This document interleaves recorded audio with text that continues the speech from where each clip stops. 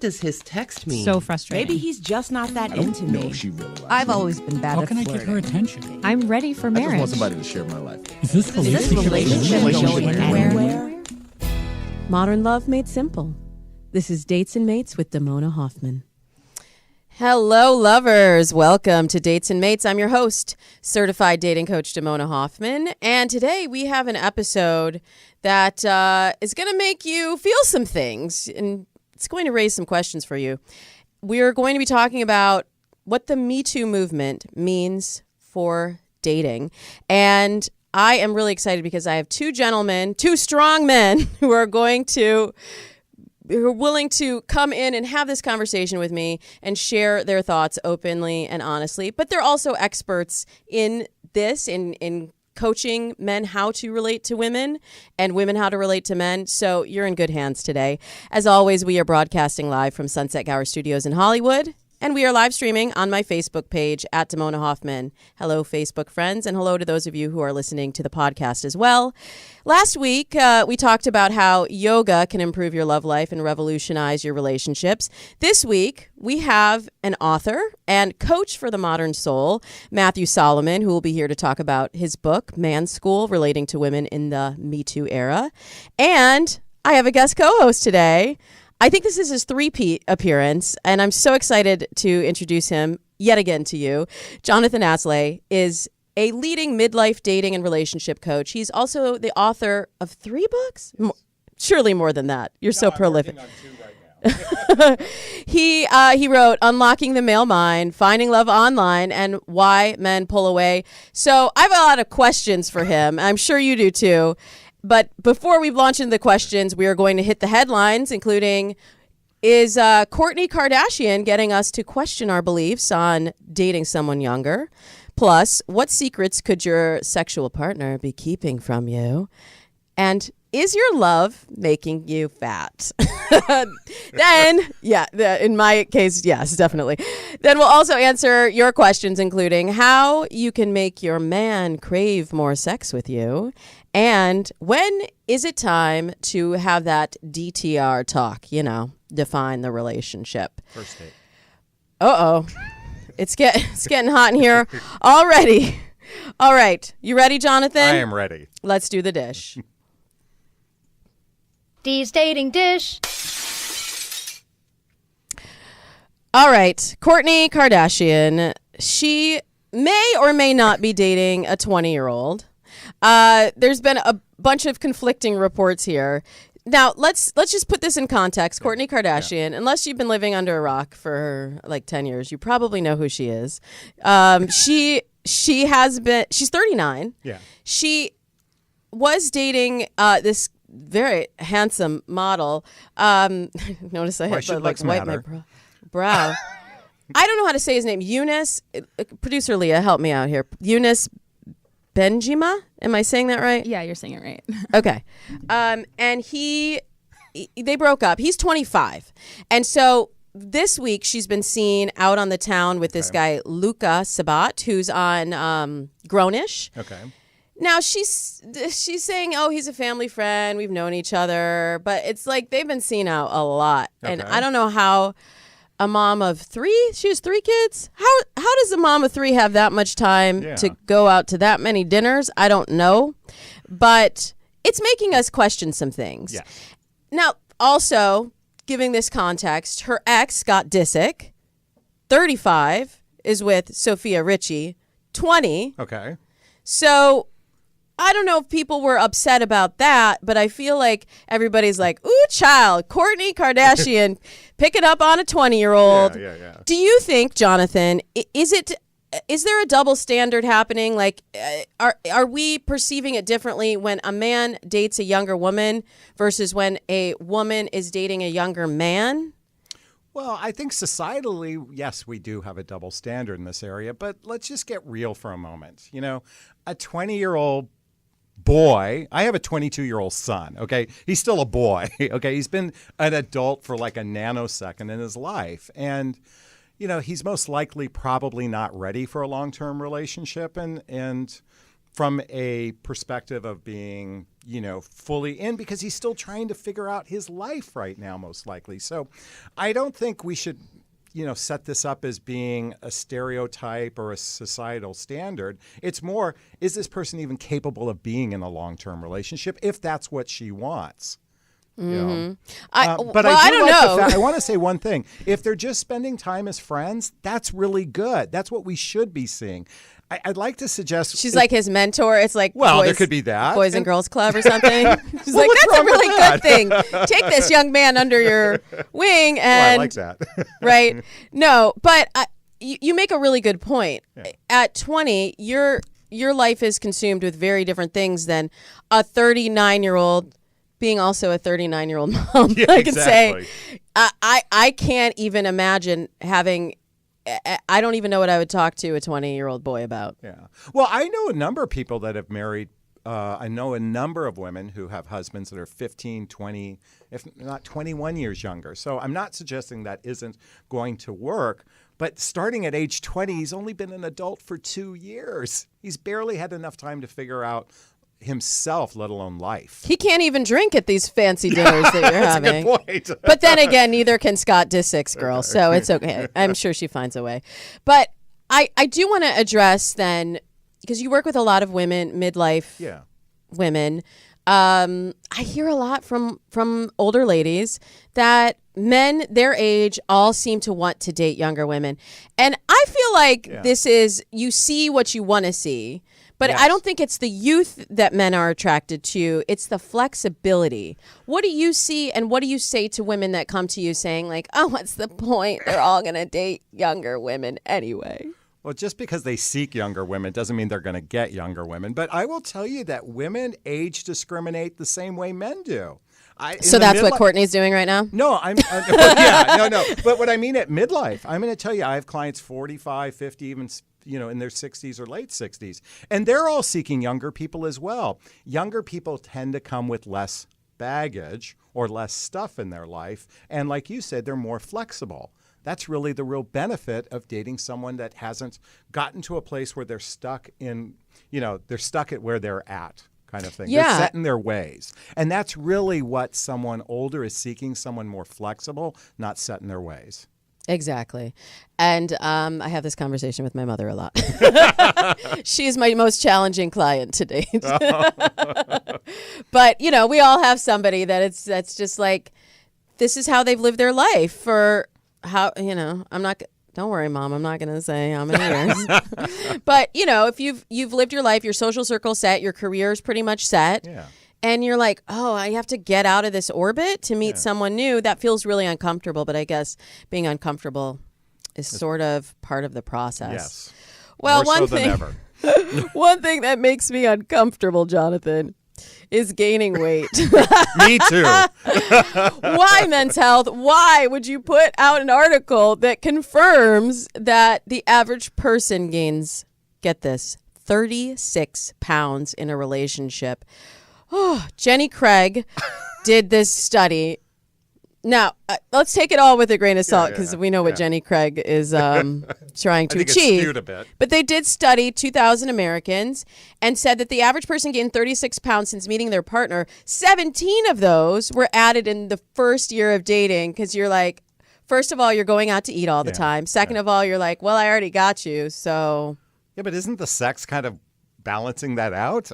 In the early stages? Wait, what do you mean? Burning calories. No. Okay, that is a myth. As someone that has been into health and fitness for a long time, you're not burning enough calories during sex. People you're think eating out a it, lot. but it doesn't. No. But I mean, I don't. That seemed like a high number, 36 pounds. Well, I think, did they add the weight of both people together when they came up with that number? I mean, that just seems. I can't imagine putting on that much weight. I know, like, I'm a small frame person. If I put on 36 pounds, you look like an Oompa Loompa. I would, I would not be married today, I don't think. But, I mean, what do you think is the cause for the extra pounds? Do you think it's just that, like... Oh, it's complacency. Complacency. I mean, don't you think? I mean, once you get settled in a relationship, you don't have that same motivation to keep, looking your appearance as such to try to attract someone in. Yeah, I know I let some things go. But Yeah, I've said and this when is the people year of me break up, getting... they go back out and they start exercising again. Isn't that true? Yeah. Yeah, but there was also some research in this article from Santa Clara University that found that working out with a partner makes people feel more energetic and happier than working out solo. So, like, maybe you don't have to break up with that partner to lose the weight. Maybe you guys could just work out together. But I'll tell you, anytime I've tried to talk to my husband about health and fitness, like, I'm really into working out. I work out like 6-7 days a week because I also just need it for my mental health. Yeah. And I don't think he's worked out this calendar year yet. And I why can't not start come a at ritual him of with walking it. together? He's not interested because he's not Really? interested in that. Okay. Well, I've we need tried. to have a I'm chat like, with your let's do husband a now, family 'cause hike. We don't want him to gain that 36 pounds. Well, he's already gained like 25 of them. But in his defense, he was very thin before, so it's okay. Because he'd been a runner. I think that's the other thing. Like, he had pushed it too far, so he was a runner. He did the marathon, and then he was like, I'm never going to run again. So compared to the rest of us, he only looks 5 pounds overweight. Basically. But it's just so important to have a health and fitness regimen, even if it's not about the weight, just for your own No, for it's your good overall for your health. overall mental health and every other aspect of life. I mean, our body is a machine, and that we should treat it such that we want it to go for a long period of time if you want to experience the fruit of life. The fruit of life. I like that. Yeah. That's so. You're like what did you call yourself on Facebook? The philosopher. Modern day philosopher. You're such a modern day philosopher. Okay, so while we're talking about health, there's one part of health that seems like people don't want to talk about. Yeah. And that's STIs. We have talked about it on the show before, but I was shocked to read in the HuffPost this week that 3 out of 4 people with an STI haven't told their partner about it. And that just blew my mind because, I mean, I feel like if you're at the point where you're ready to have sex with someone, you should be comfortable enough expressing details about your sexual health. So why is everybody trying to creep and spread more STIs? Because this is getting to be an epidemic here. Well, it's interesting because I've had a lot of conversation around this, and I know some people enter into sex. That somehow doesn't come across right. Modern day philosopher people. I know, but if they're having sex with someone maybe for the first time and they're using a condom and they don't feel like they can transmit something, they don't think that at that moment may not know the person will go the distance anyway. So why share something so intimate? What happens is they start dating for a while. They haven't shared that they have an STI. And all of a sudden, it's 1, 2, 3, 4, 5, 6, 7, 8, 10 dates or 10 sexual experiences. And then how do you tell someone? It's the By that fear. point, syphilis has already ravaged their insides and made them sterile. I mean, come on, be responsible. No, and I totally agree. I think you have to speak up, right off the get-go. Was that too graphic about the syphilis? Crawling up your leg. Oh, God. But there are STIs that you can spread, even if you're using a condom. I mean, it's still better than nothing. But do you recommend to clients that they get tested before they start dating? Or, like, how often do you think people should be testing themselves? Well, I have a different philosophy on relationships and let me just say this about dating. I think dating is the course we take to want to be in relationship with someone. If people took it, this is a generalization, took it more seriously rather than something casual, they might be approaching the conversation with a lot more consciousness and compassion versus I'm just hooking up right now. I have no idea where this is going to go. I have no idea if this person is ever going to be my friend anyway. This is the bigger issue is people are just hooking up basically without any consciousness of where it's going. That's so true. And I think it's gotten worse with the swipe apps and, the Tinderization of dating. It's everybody's kind of disposable. And what does it even matter? Yeah. What does it even matter? But it does matter. And I think we can do better. We have to be responsible. I think an individual can make the choice and say, I'm going to approach this process differently with more consciousness, with more purposefulness and more compassion for themselves as well as the other person. How you like that modern day philosophy, y'all? Yeah. We're going to take a short break. When we come back, Matthew Solomon will give us advice on how you can better relate to women in the Me Too era, but just in general in life. It's Man School coming up right after this. Whether you're single or in a relationship, one thing you need to feel is sexy. And as we well know, and as we talked about in the last segment, if you're carrying around a few extra pounds, sexy is the last thing that you feel. And when you feel good about your body, others will feel good about being with you. So let me guess a couple of your excuses for not working out. You hate sweaty, stinky gyms, okay? You don't have any cute workout clothes. You don't have time to work out. All right, now I'm going to blow those excuses out of the water when I tell you that you can get fit on your own schedule, wearing whatever the heck you want in the privacy of your own home. You, my friend, need to try Beachbody On Demand. And now my fans of Dates and Mates can get a 14-day free trial on the annual Beachbody membership. You can stream all of Beachbody's fitness programs and get all the nutritional guides for 21-day fix, Payo, Insanity, T25, P90X, P90X3, and more. And you owe it to yourself to try the entire Beachbody On Demand system completely risk-free. Just go to datesandmates.com and click on the Beachbody banner at the bottom of the page to get started.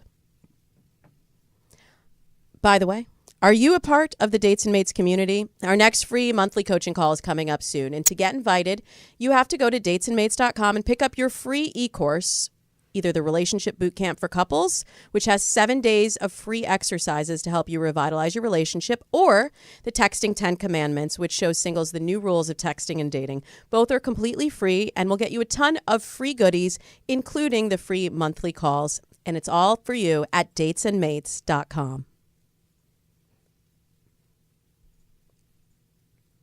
We are back with Jonathon Aslay, the guy spy. We're going to peer into the mind of men and talk about what it's really like dating in the Me Too era and how men can better relate to women and how women can better relate to men. I have in studio with me Matthew Solomon. He is an empowerment coach specializing in communication and relationships. He's the author of Man School, Relating to Women in the Me Too Era. And he has a passion for equality and understanding, which is very evident in all of his work as an author, coach, and filmmaker. Please give big smooches to Matthew Solomon. There they are. I mean, I didn't ask permission. I'm sorry. I should have asked permission before I gave you those smooches, right? That's a big part of I'll take the smooches. So this is such a big topic, Matthew. I'm not even sure where to begin, but let's just acknowledge today we are live streaming to Facebook on the day of the Christine Blasey Ford hearing, and it just seems like we are in a different time now with the Me Too era. Everyone is being more conscious of the way that they're relating to someone of the opposite sex. I just had a situation on set yesterday where there's a female host that I was working with, and she said something to one of the camera operators, a guy, and then she was like, "Oh, I don't know if I can say that now." Yeah. But then I was like, I don't know if you can say that right now. I think we all need to be a little bit more conscious. But I keep hearing from men like, "Well, I don't know. I don't know what to do now. I don't know how to relate to women with all this Me Too. I'm like scared to approach women." And I do hear from women that they are getting fewer men approaching them. Do you feel like that, like, are we overcorrecting, or do you feel like this is really where we need to be in terms of being more conscious of how you approach someone in dating? Yeah, that's a great question. I mean, I don't really feel like we're overcorrecting. I think because I've seen the comments. I've seen, there are videos that have been posted of men saying, "I can't even talk to a woman. I can't go up to her in a bar, so I'm just going to go home and watch porn." Oh, I was like, right? What is it? Don't say it. Oh, I'm not going to say watch that. porn. Yeah. Okay. And to me that's more of a cop out in my opinion than anything. It's the fact is we're not communicating. We as men generally aren't listening. We're not getting the experience of women, which is why I wrote the book. I also wrote an article for the Good Men Project on can a man still date in the Me Too era, and the thing is it's not a matter of overcorrecting. It's just a matter of being aware of what women have been saying for a long time, and you all now have this collective voice. So it can occur to us like we're getting hit and hit and hit. We got to protect ourselves. But if we really just stop and listen, I'll understand. Okay, it's not a good idea for me to yell at you from my car, or or to, approach you at the bank when you're, trying to deal with deposits or something. Like if I say hello and you don't say hello back, it doesn't mean anything about me. It's just I'm not entitled to your response. First of all, you may have been hit on 10 other times, that I don't know about in the last 20 minutes, or you could be dealing with something or just not wanting to talk. So there's a whole lot of stuff that we've been.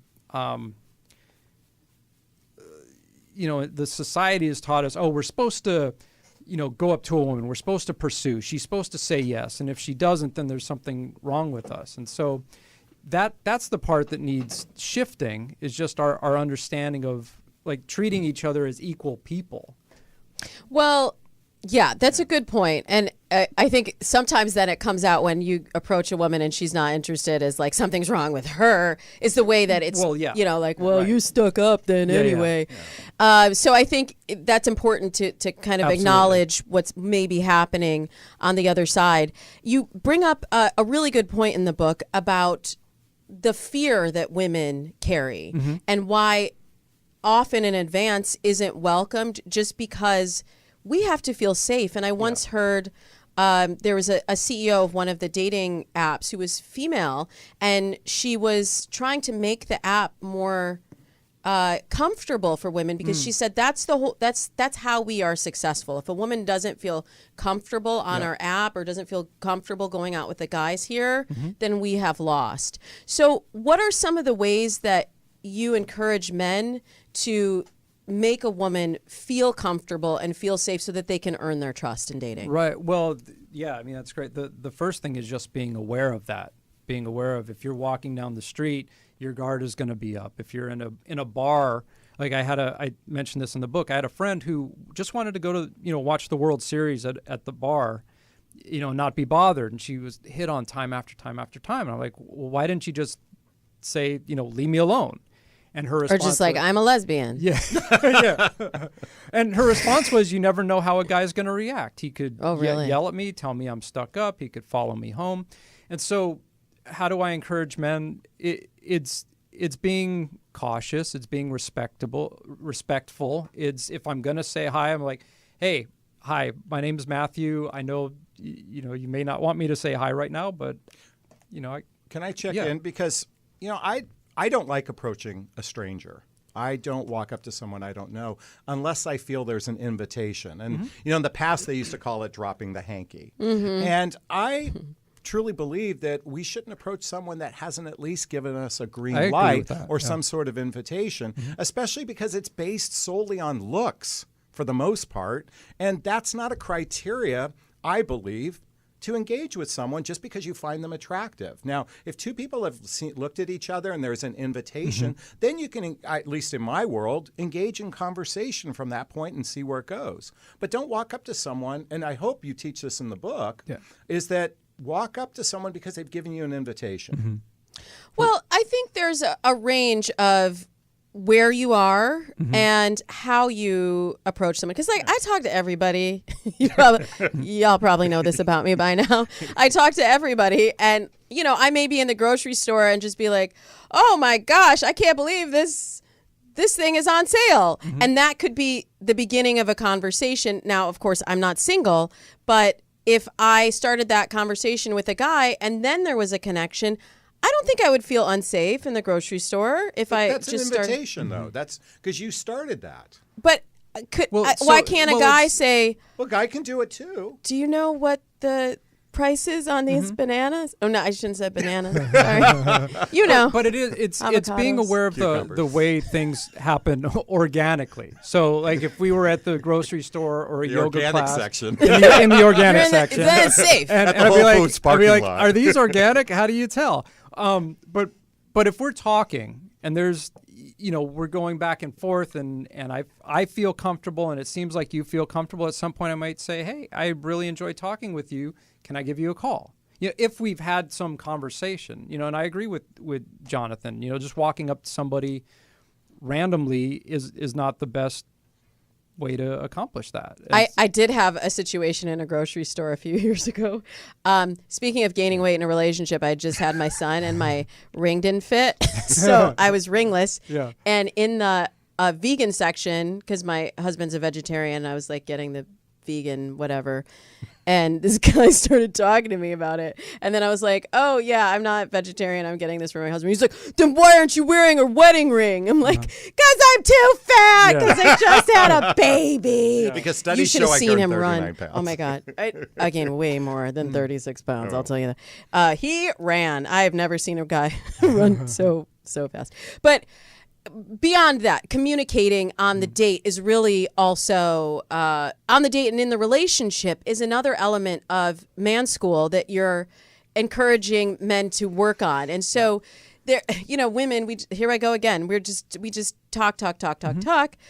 But sometimes it feels like you're not listening. Right. Are you really hearing us? What are your tips for encouraging better communication between men and women? Well, there's a chapter in the book on how to listen. And so, we as men generally tend to listen for what's the problem or what's the point or what's there for me to fix.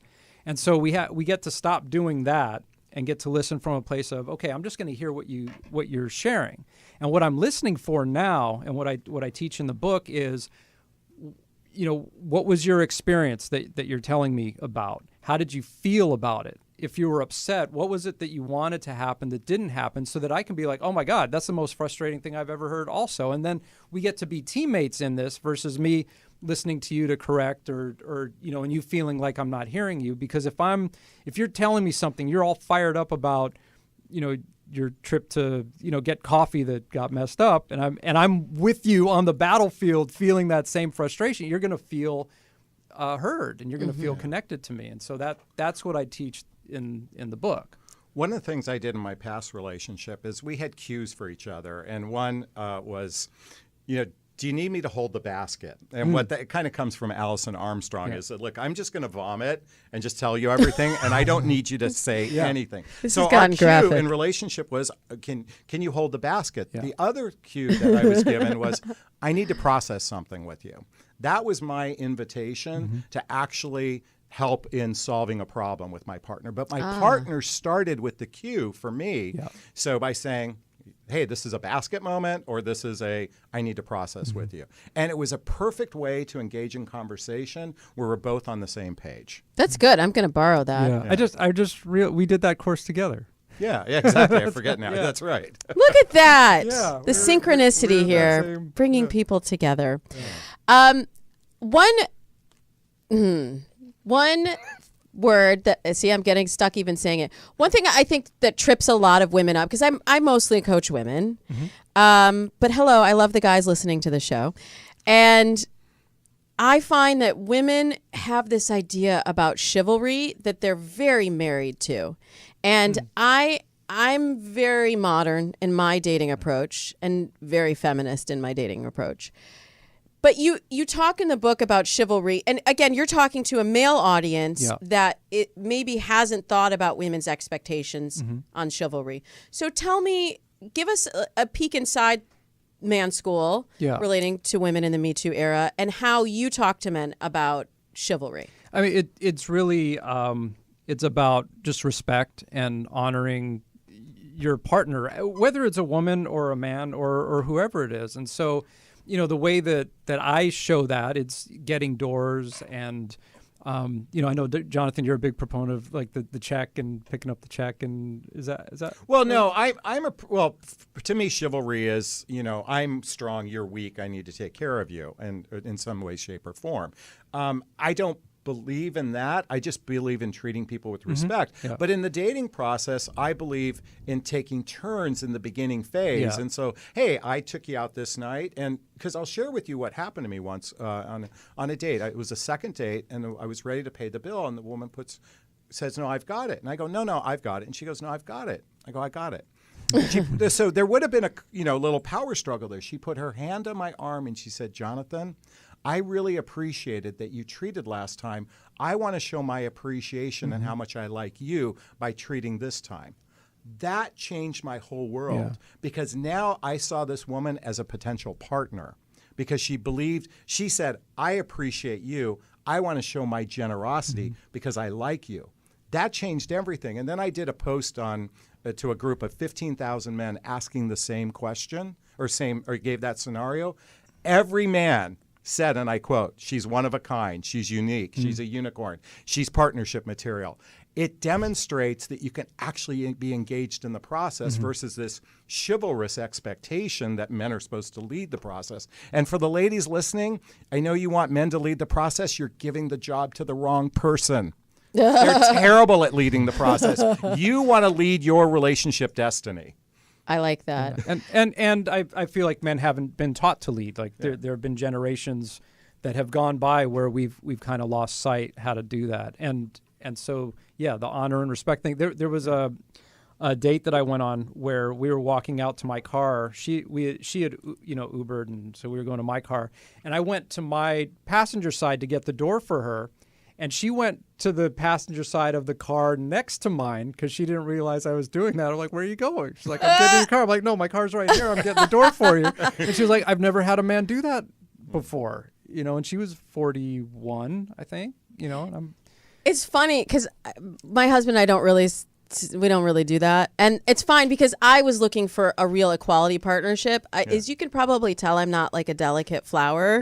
So I really wanted someone. We love you because you think like a guy. I think like a guy. And I was like, no, we are equal. And that woman is not a unicorn. And I said in my book 5 years ago that women should offer to pay so that they can create that idea of partnership. Yeah. Not on the first date. I'm still kind of old fashioned about that, but No, it's the second date. I'm saying if you treat it on the hard. first one, she has an opportunity to say, hey, I'd like to show my appreciation. Yeah. Is all. I have like 3 things to say, but I think that woman also, she did another great thing by really opening her heart and showing what was in her heart. And so many of us are just trying to like, well, I want to be cool. Like, I don't want to let him know that I like him too much because then he'll smash on my heart.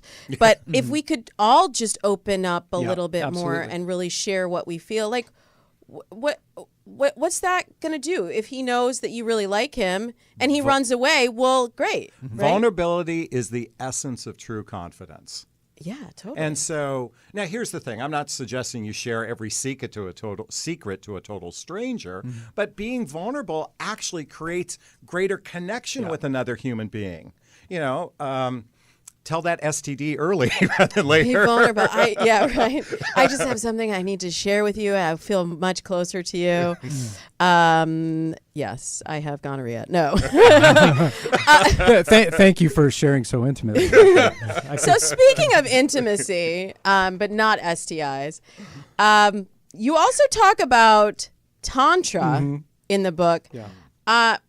I'm going to shut up now because I don't know much about Tantra, but I'd like to hear how this weaves into the process of defining masculine-feminine relationships. Yeah. So Western culture has taken Tantra to just be about sex, and that is such a small part of what Tantra actually is. And Tantra, you ask different people, you get different things, but for me, it's about connection. It's about acceptance. It's about being, open from your heart and being able to connect with people. And so what happens for instance, there was a Tantra course that I took that was a 7-week program where we met once a week and we would do these exercises, these partner exercises. And it could be anything. Usually it started with dancing, and then we would sit and we would face each other and just breathe and, gaze into each other's eyes. Sometimes somebody would be laying on the floor and the other person would be just tracing their body, with your hands. And so you learn about consent, you learn about energy, you get to see how people respond to you and how you respond to people. And then we would go from partner, and then halfway through we would switch partners. So what happens, what's really amazing, what happens is you get that we're all connected. And just because I connect with you on a fully intimate level doesn't mean I can't connect to somebody else. So it doesn't make you my everything. And so I get to be full, whole, and complete knowing that I can connect in this way, with you and with you and with you. And so there's a confidence that comes with that. And there's an ability to accept each other at that. And so when you take that, if we're looking at Man School and Me Too, it brings about sensitivity training. It brings about picking up on people's energies. It brings about being able to have conversations about boundaries. And then if you take that into the bedroom, I know you mentioned think somebody who wasn't having sex or their husband. Yes, wasn't, that's coming up in a moment. Thank you for the tease. Yeah, I'm a psychic also. You bring that into the bedroom, and so relating doesn't have to be about intercourse. Like sex and intimacy can be about so much more than just, we rub our parts together and that's it. But there is also, I lied. I know a little bit about Tantra from my yoga By the way, practice. please don't do that in front of men. Sorry. Especially For those during listening to the audio, it's the inch sign. That's how much I know about Tantra. I know about, I don't know, this much. That's better. A full arm's length about that's Tantra because of my yoga practice. But there's also this flow between the masculine and the feminine, right? And though I do not believe in chivalry in the traditional sense, I do believe in that flow. And there are times when I'm more in my masculine and my husband's more in his feminine, and totally comfortable with that. So how does that relate when you are talking about, we have to bring, I think, gender dynamics into this. It's hashtag me too. It's an okay starting point. I tend in my coaching practice, and as I've evolved in, as a man and as a partner, I've tended to get away from the gender dynamics and the masculine and the feminine. I mean, there's a polarity. Sure. And the polarity, brings fire, which is awesome. But I think we're becoming a more fluid society. At least that's how it feels to me, where, it's not about, okay, this is what women do and this is what men do. Because then we get to be wrong for being a man who feels, or you get to be wrong for being a woman who's very dominant in the workplace. And so with Tantra, if we're sitting and our energy is one, and we're really creating each other in our experience, it doesn't matter. Like the times that have been really incredible is you don't even know who's leading and who's following. It's just flowing. Yeah, I've done tantric pujas and stuff before, and you're working with. What's a puja? It's a picture basically a ceremony. A ceremony, but 10 men in a circle, 10 women in a circle, and you're taking turns practicing giving and receiving non-sexual. It might be breathing exercise, it might be dancing, as Matthew shared, but it's the key point here is learning to be able to give and to receive. And if we think of the masculine and feminine as giving and receiving like a seesaw, like you're doing, like what you shared before, you're kind of doing in a nice dance. The key in this for men is actually men have a hard time receiving. Yeah. That's really one of their greatest challenges because we're so much in this work, do mode that it actually helps men learn how to receive just the beauty of another human being in their life. That's very deep. Yeah. And next week we'll get further into the fluidity of gender and sexuality and all of that. But while we're talking about giving and receiving, the last thing I have to ask you before we move on to our listener questions is about porn and the impact of porn on relationships and that ability to give and receive, or even the perception that there is a giving and receiving dance in sex. Because what do we see in porn? I mean, I don't know. I haven't watched it in over 10 years, but because I'm a feminist and I'm like, no, those poor women. Yeah. That's why I can't watch it. But the dynamics are very much like woman, please, man. Guy shows up at the door to fix the sink and whips it out, and she's like, "Oh my God, I have to have you," and And that's not how it happens in real life? God, I was no? Usually not. Only in the valley. In Van Nuys, porn capital of the world. Exactly. That's funny. No, but really, how do you feel like that has changed men's perceptions with sex, and how can we rewrite that? Well, the basis of all of this is we're not taught how to be intimate with each other. We're not really taught how to have sex. Like, I talk about in the book, when I was 7, my mom gave me a picture, an illustrated book. And I was like, my what goes where and how? And so what was really great that ended up happening was my dad had a sensual massage video that some friend of the family had given him as a gag gift. And I went and I but I found it at 13, 14 years old, and that became my masturbation material. But what I was watching was how to touch and feel and connect. And then so the first time that I saw an actual like hardcore porn, I felt sick because I was like, that just looks so weird. And how does that even feel good? And so porn, I believe it's entertainment, but I think people take it way past that, and it sets up unfair expectations. It's also, as porn has progressed, and it's like I could go on my phone and my kids can go on their iPads and find porn. It's become more and more degrading, and there's this whole thing about like there's like torture porn, and there's what's it called? Like, where midget porn. Yeah, midget porn. Little Well, you know what? Can I share something about porn though? Because Yeah. growing up, if it wasn't for porn, I wouldn't have known how to have sex. I mean, truthfully, I watch porn to go, okay, girl does this, guy does Yeah. this, you do this, you do that. That was my education growing up. Well, before that was actually James Bond. It was always the, James. Right, the But they never seduction. showed anything. It's just all they said was, James, right? So you just So I just were thought, like- what am I supposed Yeah. to do? So then there and was then the porn. next day the clothes are on the floor. Yeah, exactly. But it starts off on some level. It was an education Yeah. for me, but it's changed so much now with the internet and the amount of porn out there. Humiliation porn. That's what, humiliation. Yeah, that's where Okay. it's progressed to. Yeah, yeah. So. And I think in relationship it can be a dangerous thing to actively using porn as a substitute for connecting with your partner, being intimate with your partner, you could use it together. But I think in relationship, if there's probably a fine line, I don't know where that is, where it could be a useful tool or it could be actually damaging to your relationship. Okay, well, that's a good segue into our questions from listeners. So I'm going to have you both sit tight as we move right into our next segment. Technically dating. Okay, talking about relationships connecting, we have a question from one of our listeners that emailed us. You can email me anytime, Damona@DamonaHoffman.com.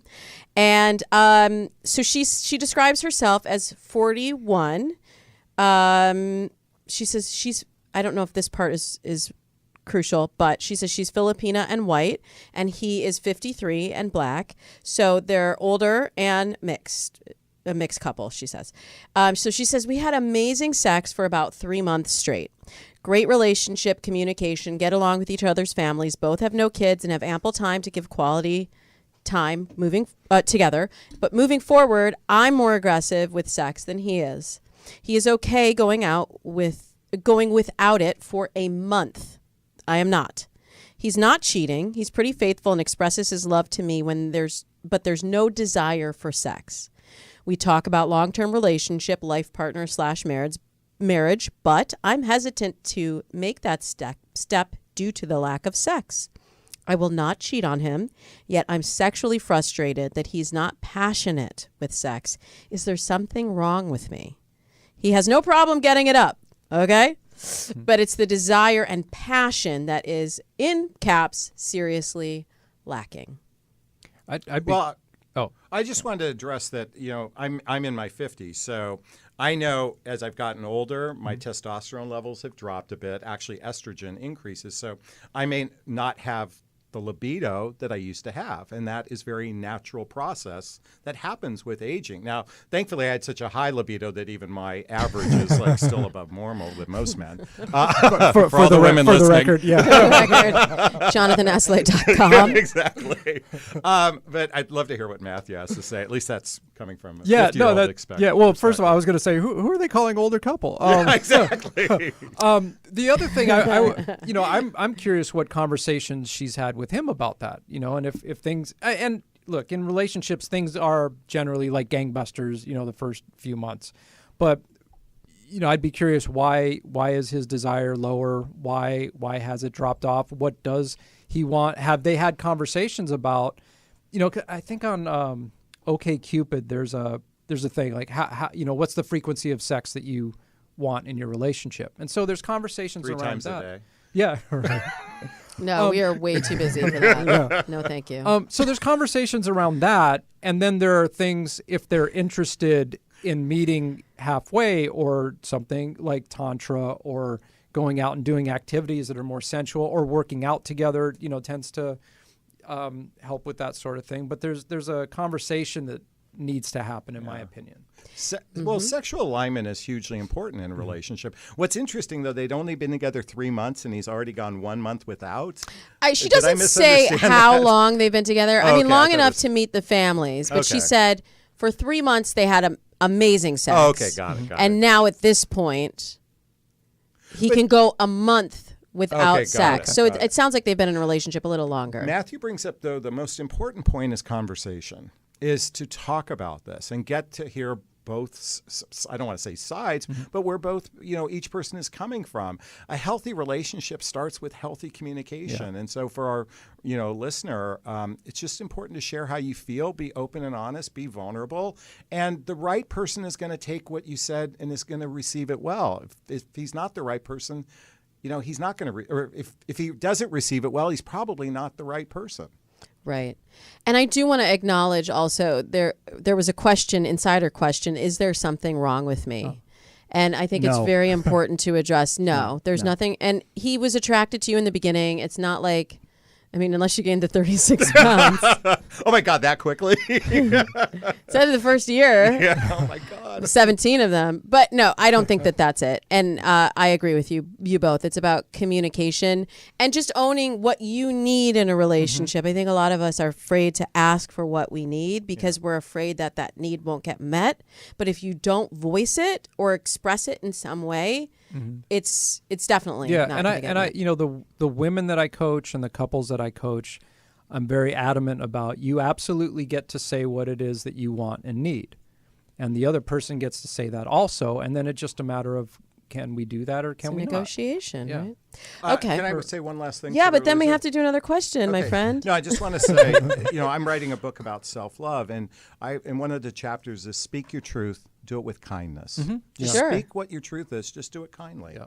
Yeah, and also without expectation. Yeah. Because that's the other thing that we get attached to. Like, well, it has to be this way, and this is what we expect. And then if it comes in a different way or a different form, we have disappointment. And we could do a whole show on disappointment. Okay, how do you know? Another question. How do you know it's time to have the define the relationship and or exclusivity talks? Matthew Solomon, you have 1 minute. 1 minute. It's funny because I know what Jonathan's saying. I think there are different stages of that conversation. It's knowing what your purpose of dating is, what the other person's purpose of dating is, and for me, I know when I want to be exclusive, and so I'll have that conversation when I know. And I've gone through phases where I was dating just to date, and I was very open about that. And there were phases where it's like I'm dating because I would like to meet somebody, and I was open about that. So that's my minute. Jonathan? Well, okay. We could do 4 shows on what I'm about to say, but I believe dating is the purpose of deciding if 2 people are right to be in relationship. And you start in consciously by saying, this is where I'm at and this is what I'm looking for. For those that are just like, oh, I don't know what I want, I'm just looking to have a good time, then just be friends in that process and then decide if you want to date. Again, I'm coming at it kind of almost from a Puritan's perspective, but I think what's causing a lot of havoc is this idea of dating, getting a relationship, having sex with someone that you don't barely know. Yes, the speed of dating has increased today, certainly. I'm just going to make it simple. Like at the point where you don't want to date anyone else and you feel uncomfortable with the thought of that person dating anyone else, I think it's time, like you said, to just speak your truth. Just do it with kindness. With kindness. Yeah. Yeah, speak your truth with kindness and be open to whatever the response is that you get back. And that doesn't necessarily mean the relationship needs to end. It just means that that's the check-in of where you are and make sure that you're on the same path going forward. Okay. Thank you, guys. Thank you for giving us a peek inside the mind of men and how to relate to women in the Me Too era. I will repeat again that your book is fantastic. Man's School, Relating to Women in the Me Too Era. It's available on Amazon. It's also an Amazon bestseller. Fantastic. Thank you. Congrats to you. Jonathan's working on a new book. Yeah. But he has so many other books that you I'm could actually also working on 2 books right now. One you is did about say that. self-love and one is about the unconventional way to approach dating in this new era. I can't not wait. gonna give away I the can't wait to title yet. have you back to talk about that. You can find him on social media at Jonathon Aslay, and it is also spelled JONATHONASLAY. And Matthew is on Facebook at Coach with Matthew Solomon, and Twitter and IG at Maddie the Glue. Thank you. Thank you for being here. You can also always send me a message or a question at Damona Hoffman on IG, Twitter, or Facebook. And that's it for episode 231 of Dates and Mates. Please join the community. I'd love to get to know you better and have you participate in our free monthly coaching calls at datesandmates.com. If you're not subscribed to the show yet, please subscribe and share this episode with someone who needs this information so that we can help more hearts. Thank you so much for being here. Next week, it's going to be a spicy one. We'll be talking about sexuality and gender fluidity. And it's a show you will not want to miss. Until then, I wish you happy dating.